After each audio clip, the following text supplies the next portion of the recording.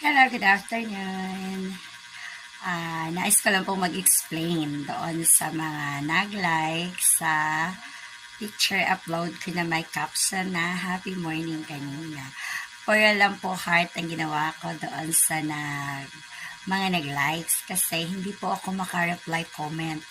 Nagulat na lang po ako pag nagre-reply comment ako, merong nakalagay na failed. Tapos, you can comment uh, 14 hours kasi daw meron daw akong violation, sabi ni Meta. Ang ko yung sinabi, ang haba, di ko na binasa, visit agad ako kasi baga hindi na nga ako nagpo-post na about politika eh. Hindi na ako nag-comment ng mga nakikita kong mga post about politics. Pero bakit na-restrict pa din ako? Oh, Meta, bigyan mo ng hustisya ha. Hindi ko alam kung anong violation ko sa'yo.